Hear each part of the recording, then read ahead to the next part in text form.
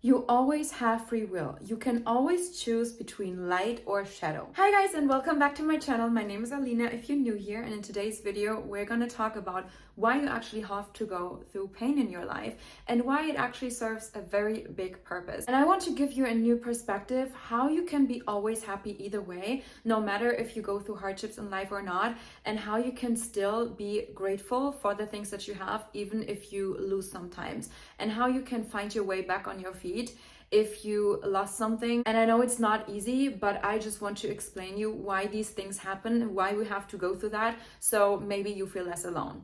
So guys, I also just turned 30, and honestly, I couldn't be more happy. I couldn't be more grateful. I think I am literally the happiest I've ever been. And I'm so much at peace with myself. I am so grateful for the person who I'm becoming. And just like everything that I went through these last 5 years, it was not easy at all, but you know what? Now I know why I went through those things. And I want to put it in perspective with, sharing a little bit of my experiences and then giving you a new perspective that you can use for your own life and your own personal transformation. Why do you have to go through shit in life? Because that's literally the point. When people start questioning their lives, when they questioning their choices, when they question literally everything, if everything would be always just perfect and fine and lovey-dovey, like you would never ever have to question life itself. You would never have to reflect and ask yourself, who am I? Why am I here? Who am I becoming?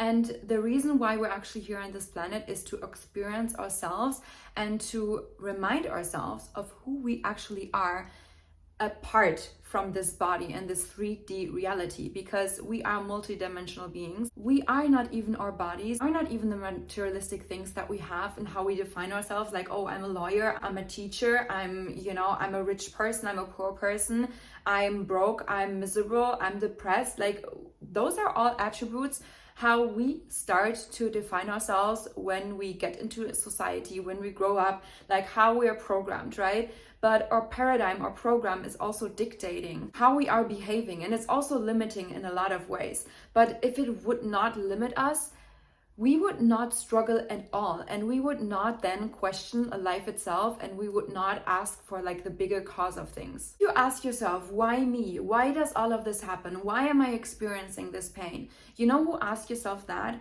It's the ego inside of you. There's always a lot of people that talk about the ego as your biggest enemy, and it's not your friend, you have to battle it and stuff. But if you've watched my past videos, I'm not a friend of that. I actually do not believe in battling things.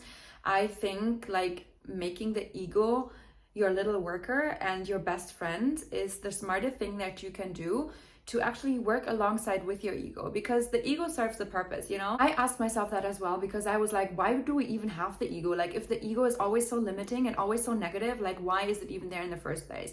But also, you know what? The ego is not always bad. The ego also protects you in a lot of ways. It is actually there to protect you from danger and to keep your body functioning, and like all the automatic things that are, how your body and your system is working, like breathing, like all your organs and all of these things. And I like to see my ego as my little worker that keeps the machine running, that keeps the temple going. Actually, without the ego, we wouldn't even question life itself, because also what the ego does not like, it doesn't like pain.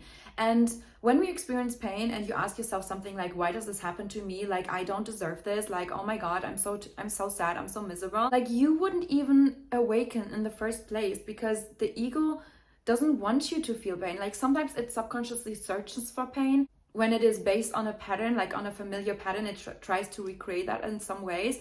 And, it kicks in as doubt. Also, sometimes the ego tells you when you do not deserve something at all. When you experience something bad, and you ask yourself, why has this happened to me? Like, why is life so unfair? You actually start to question, and you wake up and you start to become more aware and conscious, and you start to look around and ask yourself, why are these things happen? Like this happened to me not once, but like maybe 2 or 3 times already. So there's a pattern here. And that's when you start to question, and when you reflect on yourself and your life's decisions. And that's when you truly awaken inside of yourself. So it's actually the ego that always needs an explanation for things, and that creates your identity. So if you learn how to make your ego your best friend, you can create a brand new identity the way how you like it and not be limited in any kind of way by your ego or any other narratives that you tell yourself that are limiting you. So the ego serves a very high purpose in our awakening journey, because if all you do would be jump on fields and collect flowers, you would sing and dance around, would never struggle and, you know, have your head in the clouds, would be happy and fulfilled at all times, you wouldn't question life itself. You wouldn't even have to remember who you actually are and what you're capable of. Most people only start questioning their lives once they feel miserable and depressed and when they're going through a lot of pain. And many people wake up when they realize that they have been living on the wrong path all along and that they made a lot of bad decisions, and then they start to question themselves, why did I actually make those decisions? And that's when they start to develop themselves. And they start to recognize the program they have been acting on and, you know, all the limitations that they told themselves. When you feel empty and unhappy, if you experience pain or illness, that's when people usually wake up. What happens then? You know, when you hit rock bottom, it is always a very, very big turning point. Like when I hit rock bottom, it was such a transformational, powerful point, because my ego said, enough is enough. I do not want this anymore. Because why? My ego experienced so much pain that I was like, why am I even doing this? Why do I have to experience this? And that's when I started questioning, and when I started to look for answers outside of me first. And when then later on, I found the answers within myself. And, you know, it doesn't happen until you come to a specific point where you experience so much pain, where you're like, why? Why is this happening? I am so grateful for all those miserable points in my life where I felt like shit and where I was truly like, I don't know a way out here, but I always found a way out, you know? And that's when you also realize that you have free will and that you have the power to choose. Because when you believe that life happens to you, then you don't really have a choice. You don't really have free will. Everything just happens on coincidence, and you have no power and capabilities and skills whatsoever. But when you realize, and when you hit this rock bottom and you realize, you know what, I do not want this anymore. I do not accept this. What is this? Like, I don't believe that this is supposed to be my life. And then you start to look outside for answers, and you start to also go within, and you start to get to know yourself and like what you have been doing to yourself this entire time.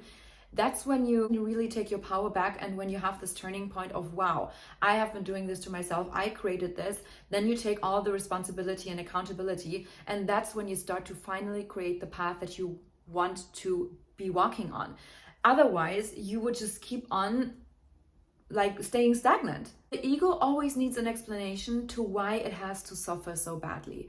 And without the ego and this questioning and this, quest of life, you wouldn't even become more conscious. And the whole point is to become conscious of who we are and to realize what we're capable of, and to finally create the life that we want and to experience ourselves like our soul wants to experience ourselves.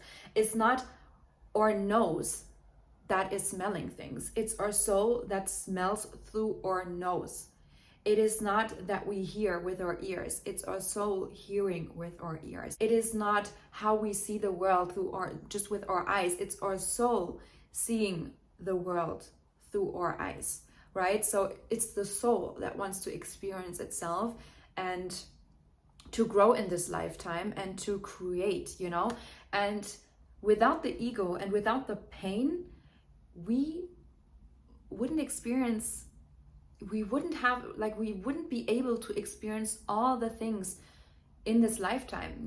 Law of opposites always states that every bad side also has a good side, and vice versa. So if you want to experience all the emotions that there are on the emotional scale, you have to experience pain to also experience infinite joy and wisdom and love and all the wonderful moments of life itself, but only if you also are able to feel very deeply. Never experience pain, you would also not know how to really experience joy, because you don't even really know what's the difference there. You don't even know what joy really feels like because you never experienced anything else. You know what I mean? So once you then kind of wake up and you realize, oh, I've been doing this to myself, and then you start changing your habits and your actions and your way of thinking, then sometimes the ego does return and it tries to stop you.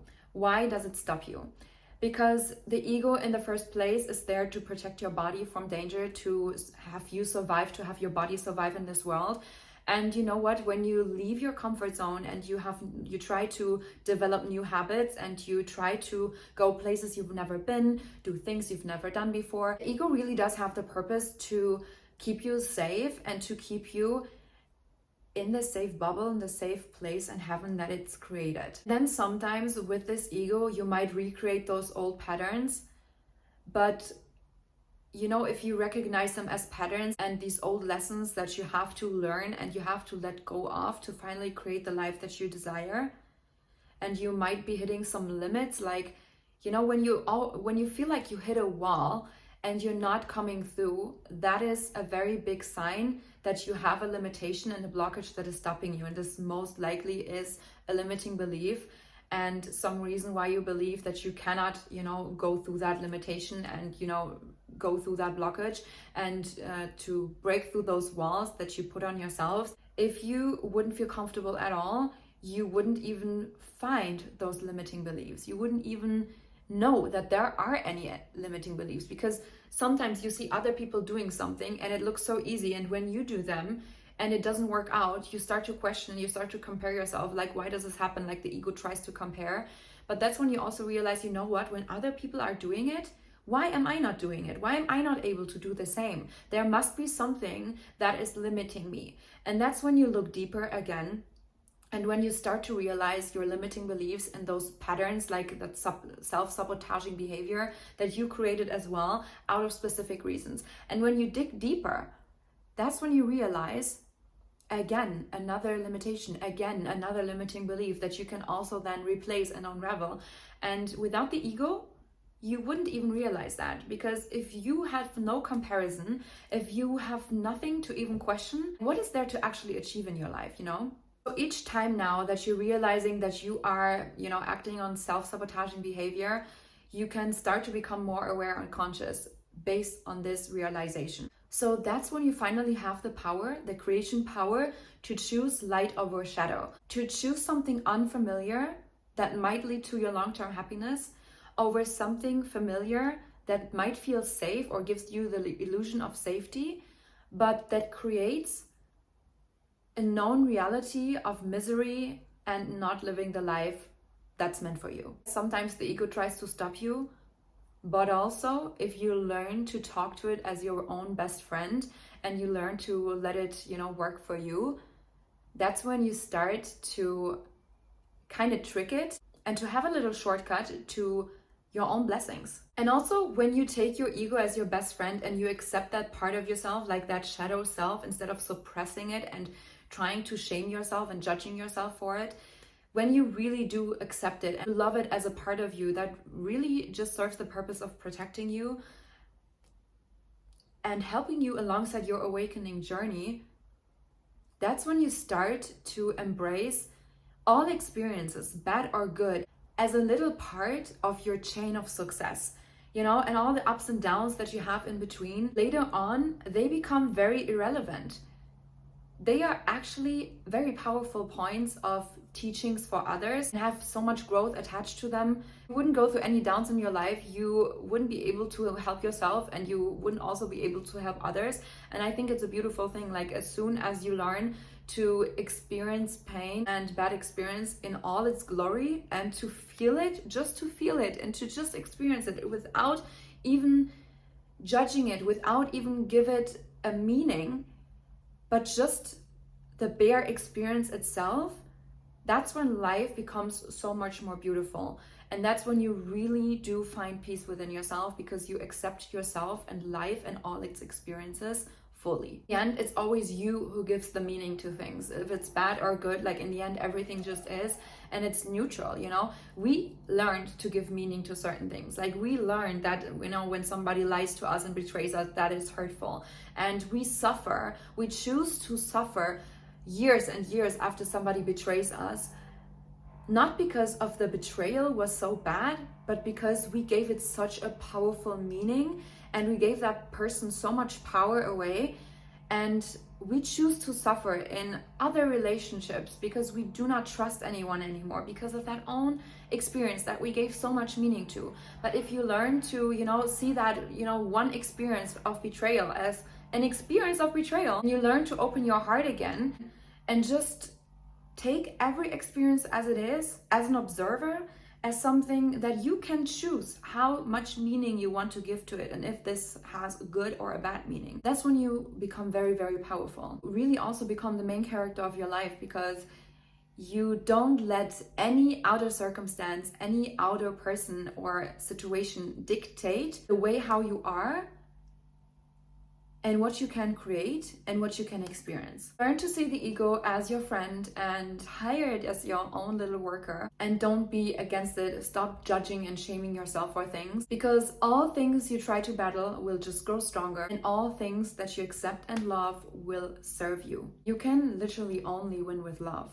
And even sometimes bad things happen and they appear to be bad at first, but then later they turn out to be your biggest blessing. And I experienced that so many times, guys, where I was suffering and choosing to suffer for a very long time, instead of just, seeing that experience as it is and to take it as a learning experience. And I learned later on to don't give so much weight onto and power to those experiences anymore. And that's when I found my personal peace. But I had to suffer for such a long time, and I gave so much power away to people that didn't deserve that power at all, and that on all that energy I gave them. Sometimes these bad things and bad people come into your life and they're literally a blessing in disguise. Some people bring you luck when they come into your life, and some people bring you luck when they leave. And even if you're sometimes disappointed, bad things sometimes reveal a truth that you were not ready to know before. But once you're finally ready, you can embrace it and let go and grow from that experience. And that is why these experiences happen, because your soul is here to grow. Your soul is here to evolve. So whatever lesson you're experiencing, it is wanted from your higher self and from your soul to help you experience and grow to a bigger and better version of yourself. So if you learn to create distance to your own personal emotions, and you stop reacting in such a negative and overly emotional outburst and frustrated kind of way, that's when you really find power within, because you can choose your own emotions. You don't have to suppress them. You can always feel your emotions. I cry when I need to cry, sometimes in the most uncomfortable places, to be honest, and I don't care, because I accept my feelings whenever they come, and I feel them, and then they pass, and all is well. I don't judge my emotions. I try to, at least. I do get better with it. But as soon as I started to not suppress my emotions anymore, and I chose to feel them, I finally was able to heal, because feeling means healing, and everything that you try to suppress will sooner or later come out in other bad ways that you don't want. So rather feel your emotions now and learn to distance yourself, become the observer of your emotions. And you also have to learn that you are not your emotions. You have emotions and they show up sometimes, but you are not your emotions. You are not your body. You are not what you have. And the sooner you realize that, the sooner you also gain a lot of power for your life back. And that's when you can start to create things how you want them to be created. I want to give you 2 amazing movies that I recently watched that just blew my mind, how easy and amazing it was explained to distance yourself from your emotions. Because as I said, we are not our emotions. We have emotions, but sometimes they literally take the best of us. They take control over us, and they are dictating our whole entire life, or entire identity, and how we're showing up in the world. But if you learn that you have that higher self that can constantly choose the emotion that you want to feel, and you can guide your emotion to the next best emotion that you want to feel happy and grateful and powerful within yourself, and to not be controlled by your emotions, then definitely watch those 2 movies. And so they are from Disney, Inside Out. And I just love them so much. I mean, they're in such a, they describe in such a funny way how we are operating in this world. And they give you such a funny perspective of how you can view yourself, and how you can realize that you are not your ego, you are not your emotions. You realize that, sometimes the emotions take over, and that other emotions get suppressed, also then you realize that you do have the power to choose. Also tell you how your entire identity is shaped, your entire identity and character is shaped through those beliefs and through experiences. The movie so easily and effortlessly explain, also for little children to watch, so that you can learn even when you're younger that you are not your emotions, and that you can get a little bit detached from them and create a little bit of a distance to become the observer of your emotions and to consciously choose how you want to feel. You do not have to feel miserable and depressed all the time. As I said in one of my previous videos, pain is inevitable in life, but suffering is optional. We all have to go through pain sometimes, but you can consciously choose light or shadow. You know what I always hear from people that hear my story and what I experienced in my life? Like, wow, you're still such a light person. Like, you're still so open and you're so enthusiastic and you're saying yes to life. No matter what happens to me, I always, and this is a promise to myself, I always make the best out of every situation. And that is a flex. So always, guys, never let anyone dim your light, no matter what happens to you. Even when you get betrayed, like I had so many people tell me, like, you have to be a little bit colder. No, I don't want to change myself just because there's some people bad in this world. I rather follow my nose a couple more times, but I stay and stick to myself and how I want to define myself than turn cold, but in the end be miserable because I know I changed myself. I drop to their level just because they are cold, just because they do bad things. Like, you know what? I want to consciously choose light every single time. And I hope you do too. So guys, that was my video. I hope you guys enjoyed it. And if you did, give me a thumbs up and drop any questions that you might have and topic suggestions in the comments below. Thank you guys so much for watching, and I see you guys in my next video. Bye.